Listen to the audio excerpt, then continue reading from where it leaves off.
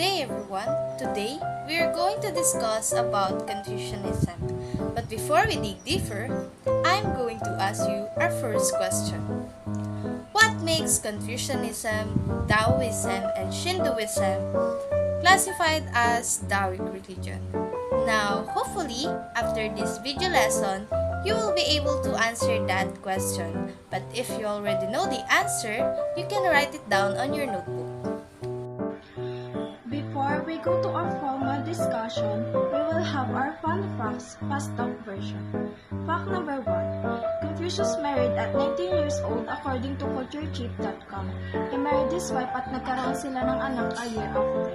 Fact number 2. According to Stanford Encyclopedia of Philosophy na ang name ng Confucius ay Latinx, combination na apelyido na Kong at ng null-be-suffix na Fuzi na in English, Master Kong or Master Fuzi. Fact number 3. Traditionally, if you practice Confucianism, ang mga magulang mo ang magsasabi kung sino ang dapat mong pakasalan at ano ang qualifications, yung social status at salary. Fact number 4. According to Dex YouTube channel, Confucius is Arbiter, Assistant Minister of Public Works, and Minister of Justice in the state of Lu to support his mother and disabled brother. Sabi roon, magang nawala ng ama si Confucius kaya ganun. Alas, fact number 5, today there are many people who are practicing the Confucianism with the saying, do not inflict upon others that which you yourself will. Ang Confucianism ay nasa magulong panahon noon ng China, namely Spring and Autumn period, as well as Warring States period, nang umusbong ang iba't ibang school of thoughts. This is known as the 100 School of Thoughts. Ang apat na naging influential schools dito ay ang Confucianism, Taoism, Mohism, and Legalism. Ito ang tinatawag natin na Taoic religion, na may influence rin ng Mahayana Buddhism and no religious movement such as Cao Dai, Chen Dao, and Falun Gong. Now, let us talk about more on Confucius' life or the life of Confucius. Confucius is a Latinized version of Kongzi, meaning Master Kong. Pinanganak siya noong September 28 at the state of Lu, na kilala ngayon as Shandong Province.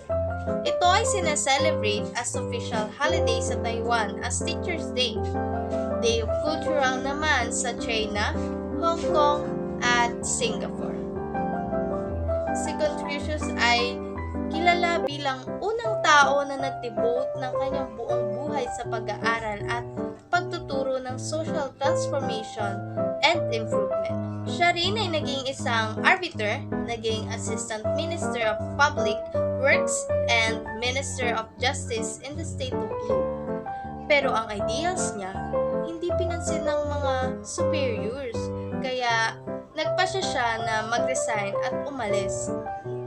Siya ay naglakbay for 13 years at 67 years old na siya bumalik sa kanyang hometown at nagkaroon siya ng mas maraming disciple, diba? Yun yung tinatawag natin na #comeback. Siya ay namatay na noong 479 before the Common Era at the age of 73 years old at nagkaroon siya ng mahigit 3,000 followers na kung saan isinulat ang mga katuruan niya. Sacred Scriptures or the Confucian Classics na tinatawag na Confucianism Basic Text. It includes the Book of Changes, Book of History, the Book of Poetry, at yung tinatawag natin na Analects. Ang Analects ay considered as important source dahil ang laman lang naman nito ay mga conversation ni Confucius. Sa kanyang mga disciple, ang mga classic na ito ay isang beses na nasunog at na-restore lamang noong Han Dynasty. Actually, malaki ay tinulong ng mga followers ni Confucius sa pagsulat at paglocate ng mga teachings at philosophy niya. Let us know kung tungkol saan nga ba ang mga classic na ito. First is the Book of Changes, also known as I Ching. Ito ay pinaniniwalaang nag-exist pa ng panahon ni Confucius at ito raw ang pinakamatandang classic. It focuses on short predictions following a type divination called cleromancy na kung saan may 6 na random numbers na kukuhanin arranged into 64 hexagram. Ano nga ba ang hexagram? Ang hexagram ay ang set of 64 figure that is made as 6 parallel broken line. Next is the Book of History, also known as Book of Documents or Shangshu Da, is composed of speeches or prose of reality and ministers mainly from the Shang and Zhou dynasty. Meron din itong chronologically accounts of emperors' achievements and rules of government. Third is the Book of Poetry, also known as the Book of Song or tinatawag na Shijing. Ito ay compilation of 305 songs compiled around 600 before the Common Era. Mayroon itong 4 sections na may iba't ibang tema like love, chants, worship, abandonment, and dances. Ito rin ay considered as the oldest existing compilation of Chinese poetry. Fourth one is the Classic Rites, originally the Truili. Three rites or the Sanli, ito ay compilation ng mga ceremonial, rituals, administration, and social grounds of the Zhou dynasty na mayroong description na kasal, funeral, sacrifices, and even archery competition. Of course, hindi mawawala ang Analects or Lunyos sa ibang tawag conversations or sayings. It is also known as the Analects of Confucius. Ito ay naglalaman-laman naman ng mga collections of sayings and ideas. Ito ay paniniwalang naisulat ng Warring period at natapos ng Han Dynasty. Dako tayo sa Confucian's doctrines and beliefs. Siguro ay kilala na ninyo si Confucius sa kanyang golden rule na do not do unto others what you would not have them do unto you. Actually, this could be found on the Analects na kung titingnan natin mabuti, it focuses more on the ethics of mutuality and reciprocity. Hindi ba parang familiar siya kasi parang halos ganito rin yung karma sa Hinduism plus tinuturuan tayo nito na tratuhin natin ang bawat isa na maayos if gusto nating maayos din ang i-treat ng ibang tao sa atin. Ilan sa mga mahalagang paniniwala ng Confucianism ay ang heaven, human nature, personification of names, 5 constant of the filial piety, and the ancestors worship. Pero saan nga ba nakuha ni Confucius ang kanyang paniniwala sa langit? When you have offended against heaven, there is nowhere you can turn into your prayers. Iyan ay makikita natin sa passage ng Analects kung saan nagkuha ni Confucius ang idea ng heaven. Let us talk about the 5 constants. This is also known as the 5 classical virtues or wuchang. Ito ay 5 pinaka-importanting Confucian's ethics na nabanggit sa Analects. This includes the following: Ren or benevolence, Yi or righteousness, Li or propriety, Z or wisdom, Sin or fidelity. Ayon sa kanila, maaari mong makamit ang Ren or benevolence by turning to Li or the traditional Chinese rituals. Ito ay ang pagmamahal sa iyong mga magulang, kapatid, or sa iyong kapwa. Maaari mo rin ma-achieve ito kung may iwasan mo ang iyong inggit. And ang Yi naman ay maaari mong ma-achieve sa pagkakaroon ng disposition sa buhay ng gumawa ng mabuti, irespeto ang mga nakakatanda, at syempre maging mabuti sa mga nakababata. At ma-achieve naman natin ang Li by following the human relationship. At ang Z naman ay ma-achieve mo if mauunawaan mo ang kaibahan ng kabutihan sa kasamaan, which is natural na raw sa mga tao ang gumawa ng kabutihan. And lastly, Shin. Ito ay ma-achieve kapag kayo ay naging faithful or nagkaroon ng isang salita. Naniniwala si Confucius na ang mga taong may isang salita or faithful ay nararapat na pagkatiwalaan ng mga pinaka-importanting bagay. Now, dako naman tayo sa Confucian doctrines and beliefs. Mababasa natin sa Book of Rites ang mga rituals practiced by the Chinese for many centuries like family rituals, also known as the 4 rites. kung saan ang pinapakita ang mga ceremonies na may kinalaman sa growth and maturity like kasal, morning rites, and sacrificial rituals. Speaking of 4 rites, mayroon tayong tinatawag na age rites kung saan isa siyang palatandaan na nasa tamang edad ka na sa pagpapakasal.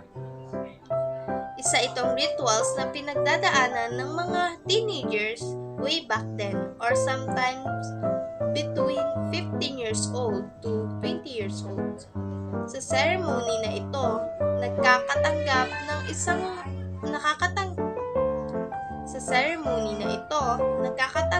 ang isang lalaking Chinese ng formal hat at ceremonial gown at ang kanyang formal name. Mayroon din silang wine as offering sa mga deity habang siya ay ini-introduce sa kanyang mga ancestors. Sa morning rites naman ay mayroong hair pinning.